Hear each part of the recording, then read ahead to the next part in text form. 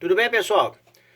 Vamos dar prosseguimento então ao texto da Eliana Conde, né? Um texto, como todos já se aperceberam, os que se detiveram a lê-lo, a explorá-lo, que é um texto complexo, né? E de fato fascinante, a meu ver, porque ele encobre aspectos que não são muito facilmente perceptíveis ao leitor, é um leitor mais atento, mais crítico, né? Então é de um lado um texto clássico, um texto importante de ser conhecido, na medida em que eu, como eu saliento sempre para vocês, na vida profissional, o psicólogo tem que falar pelo menos duas línguas. Uma delas seria, então, a da abordagem clínica que ele utilizaria, né? Pouco importa qual seja, e outra uma pegada, uma perspectiva dita sócio-histórica, sócio-institucional, na medida em que a psicologia está muito fortemente marcada pelo pensamento marxista, embora isto não esteja completamente desvelado, né? Não é dito com todas as letras, está nas entrelinhas da formação profissional em psicologia, o que, aliás, faz parte da estratégia política, de luta política da esquerda.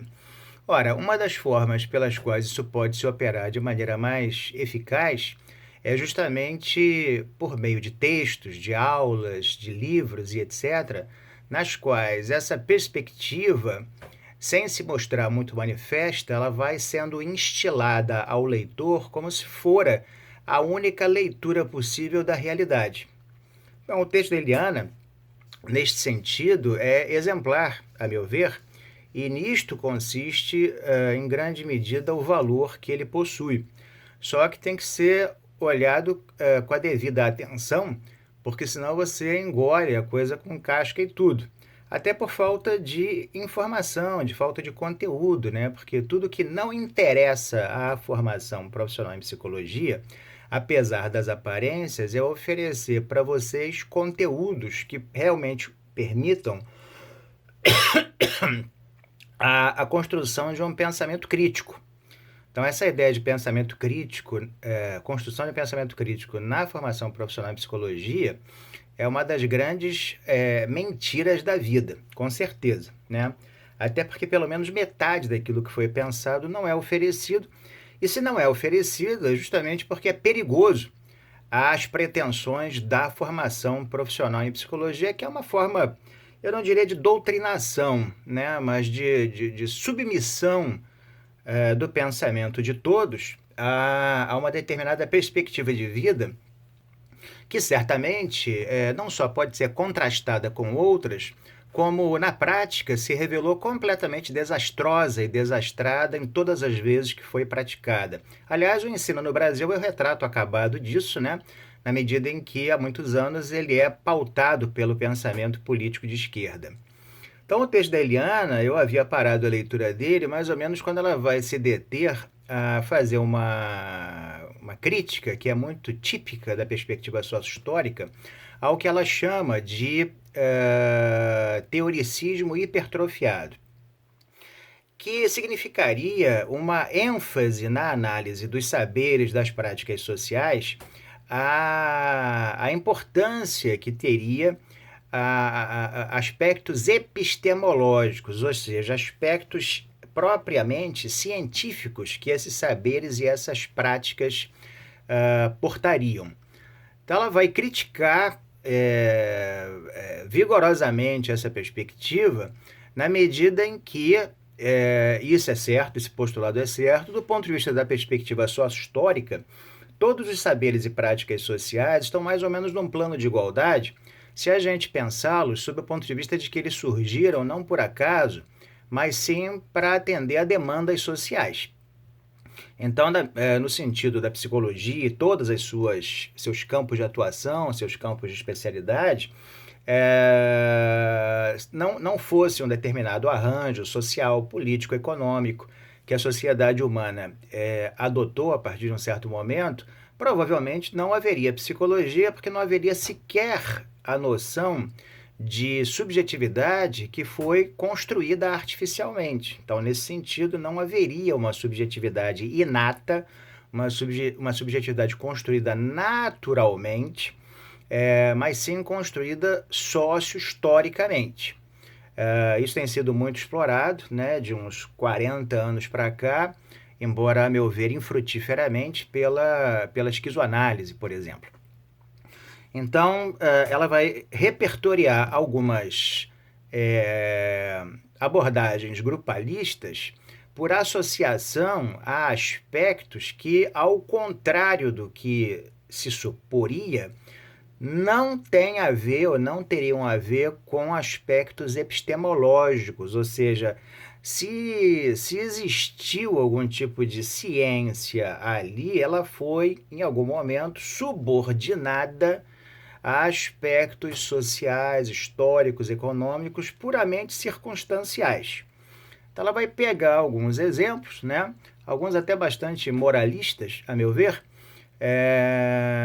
como, por exemplo, o fato de que autores como Moreno e Levin, uma vez tendo sido obrigados a deixar o cenário da Europa, né, de onde eles vieram, Moreno da Áustria, Levin da Alemanha, pelo advento terrível do nazismo, emigraram para os Estados Unidos, onde deram prosseguimento aos seus estudos, porém, diante da realidade social, cultural norte-americana, a natureza mais íntima desses estudos, dessas práticas, teria sofrido uma transformação tão grande ao ponto deles serem deformados da forma como haviam sido pensados no início, lá na Europa.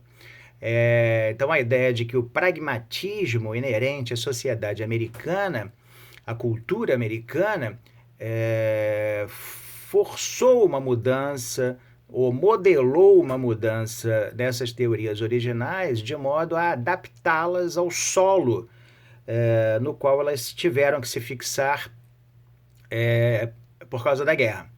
Então, no caso do Levin, por exemplo, ela vai mencionar que, enquanto ele havia criado a teoria da Gestalt, que é uma teoria grupalista, né? A Gestalt, para quem não se lembra, nunca lhe foi dito, é uma teoria que começa como uma psicologia da forma, da percepção, extrapolada para o campo dos grupos e, por fim, para as práticas grupais.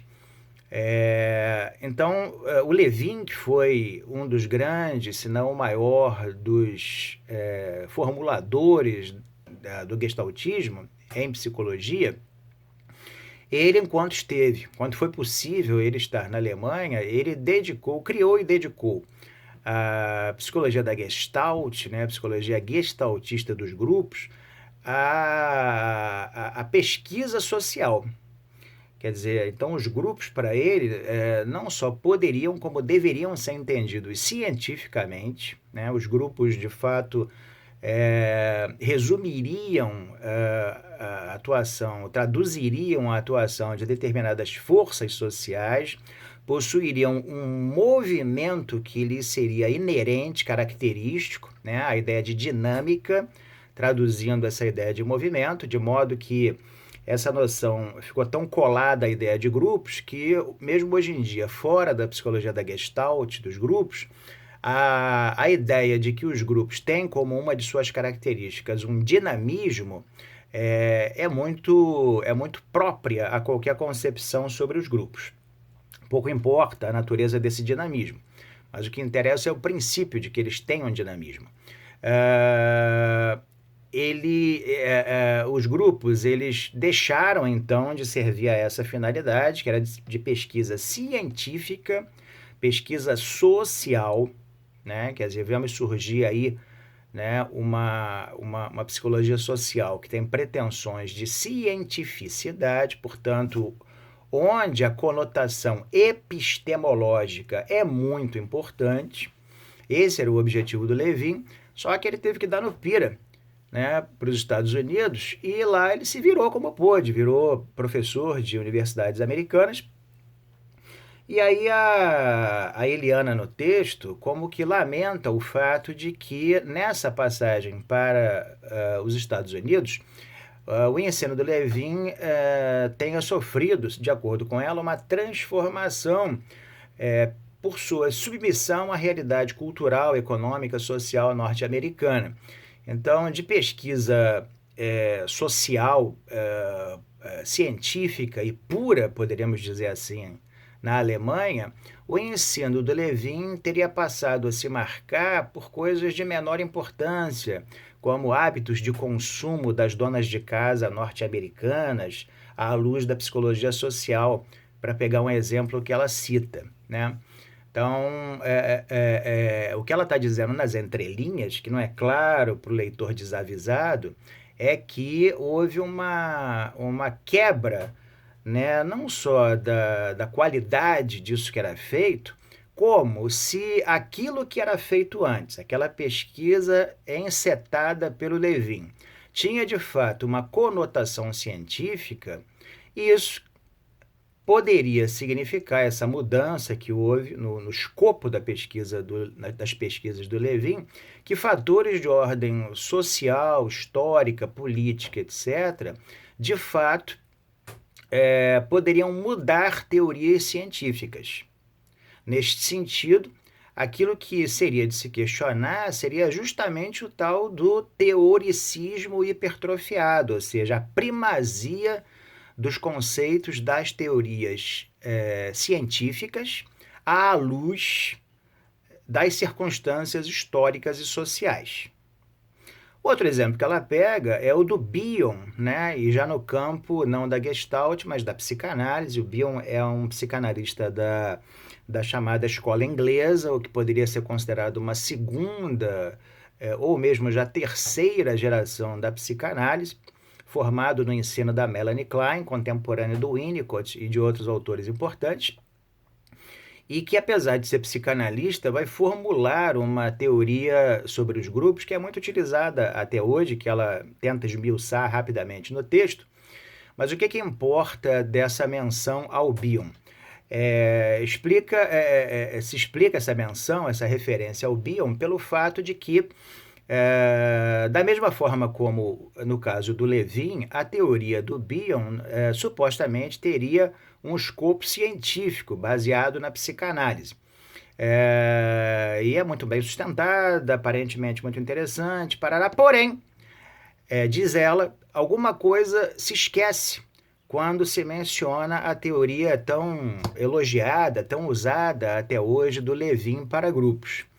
E seria o fato de que ela teria sido criada, como é verdade que aconteceu, por influência, da mesma forma, da Segunda Guerra Mundial. Por quê?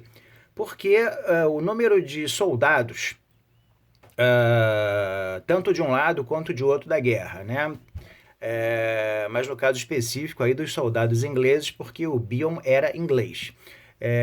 Eles voltavam do front, muitas vezes saudáveis organicamente, mas completamente adoecidos psiquicamente. Tão adoecidos psiquicamente que não podiam voltar ao front, onde, entretanto, eles eram absolutamente vitais na medida em que não havia soldados suficientes para dar conta do esforço de guerra. Então, nos casos em que o soldado não havia sido lesado definitivamente em termos físicos, perdido uma perna, um braço, ficado cego, etc, etc, etc, mas sim apresentava problemas de ordem psíquica, ele deveria ser tratado e curado para quê? Para voltar à guerra. Então, a Eliana procura desmerecer, né, sob certo aspecto, essa iniciativa do Bion, a teoria do Bion, uma teoria científica sobre os grupos, porque ela teria sido formulada sob o impulso, sob a demanda, olha que coisa horrorosa, da guerra, né? Então, é interessante essa crítica dela, embora lamentável, a meu ver, porque ela esquece só o seguinte, que estava se lutando uma causa justa. Quer dizer, os soldados ingleses não estavam lutando contra qualquer coisa, mas contra o nazifascismo. Então, eu lamento muito, né? Mas era preciso, sim, curar esses soldados, nem que fosse para eles voltarem ao front e morrerem. Porque, embora o pensamento politicamente correto não goste muito dessa ideia, todos nós morremos, né? Se tem uma guerra, pessoas morrerão, e não só os soldados. Se tem uma epidemia, pessoas morrerão inapelavelmente, e assim por diante. Um dia todos nós morreremos, né? Então isso é chato, mas é verdade. Então o que ela está buscando nessas confrontações é, na prática, embora não diga isso abertamente, apequenar a importância da ciência na formulação dessas práticas e teorias grupalistas e colocar em evidência os chamados aspectos sócio-históricos, como se os aspectos científicos verdadeiramente e unicamente estivessem subordinados a aspectos sociais históricos. O curioso disso, e a gente está vivendo um tempo muito rico para pensar de maneira verdadeiramente crítica, essa crítica feita pelo pensamento sócio-histórico é justamente a epidemia do Covid. Porque quem é que nós vemos defender a importância do uso da ciência no combate à epidemia? A esquerda e seus aliados, seus asseclas, né? No Brasil e em outras partes. Ora, mas se a ciência tem que ser posta em questão justamente em função de aspectos outros, sócio-históricos, políticos, econômicos, como é que pode, de repente, a ciência ter virado algo tão importante a ser obedecido? Tão relevante, tão humanitário ainda por cima. Então, é interessante como esse pessoal vai passando pelos lugares e vai apagando seus rastros, os rastros de seu próprio pensamento, por assim dizer, né? E eu digo pensamento, por assim dizer, porque é tão paradoxal, tão contraditório, que, na verdade, contraria as normas do pensamento lógico, né? Pelo pensamento lógico, alguma coisa, né, uma experiência científica, por exemplo, tendo sido aplicada 100 vezes e produzido o mesmo resultado, provavelmente produzirá na 100ª, na 100ª segunda, na 100ª terceira o mesmo resultado. Isso chama-se método indutivo. Na esquerda, ao contrário, se pensa pelo chamado método contra-indutivo. Se eu tentei uma determinada coisa 100 vezes e ela não deu certo, vide a quarentena no Brasil, eu vou continuar tentando até ela dar, mesmo que enquanto isso eu mate todo mundo tentando. Curiosamente, quem tenta nunca morre. Só quem é objeto dessas tentativas. Então, essa história de teoricismo hipertrofiado consiste basicamente, embora veladamente, em textos como o da Eliana, que nem por isso deixa de ter valor, nem que seja para ser criticado, o que em si mesmo já é de grande valor, mas para isso precisa ter alguém pensando, né, de fato, sobre o que está sendo escrito, o que é dito, no sentido de um apequenamento do pensamento científico em relação, em detrimento das circunstâncias históricas e sociais. Em outras palavras, em português claro, né, numa linguagem politicamente incorreta, isso significa dizer o seguinte, que o pensamento científico não é lá essas coisas e verdadeiramente está subordinado a circunstâncias históricas e sociais, é moldável a circunstâncias históricas e sociais, o que, lamentavelmente, para o pensamento sócio-histórico, provavelmente não é verdade. Não é verdade, né? Definitivamente não é verdade. Muito embora, até um certo ponto, ele seja plenamente manipulável. Vamos voltar lá para trás. Galileu Galilei, ao afirmar cientificamente que a Terra é que girava em torno do Sol e não o contrário. Sob pena de ser morto, ele rapidamente desmentiu essa teoria científica, a qual, no entanto, não só ele sabia que era correta, como é empiricamente a correta, né? Então, a realidade que para o pensamento sócio-histórico ela é relativa, talvez não obedeça a esse critério de relatividade como o pensamento sócio-histórico propõe, e com interesses eminentemente políticos, né? Então não há dúvida, né, de que se a ciência de fato pode produzir verdades empíricas, o método indutivo ao qual eu me referi, não há dúvida, por outro lado, de que ela pode ser, diante de cenários e de sujeitos desavisados, né, com uma crítica precária, né, uma precariedade de raciocínio, ou interesses escusos, interesses subalternos, interesses secretos, não passíveis de serem revelados, ser moldada até certo ponto. Ela triunfará em algum momento porque ela espelha uma verdade empírica. Mas enquanto isso não puder acontecer, como no caso da teoria do Galileu, muita gente vai morrer ou ser ameaçada de morte. Só para fechar a rememoração da história do Galileu, ele não foi queimado vivo por heresia. Mas em compensação, ainda bem que ele já era velhinho nessa ocasião, ele teve que viver em prisão domiciliar até a morte. Ou seja, isso que a gente está vivendo agora, né, por motivos outros e bem menores, bem menos importantes, o Galileu teve que viver até a morte lá no século XVII.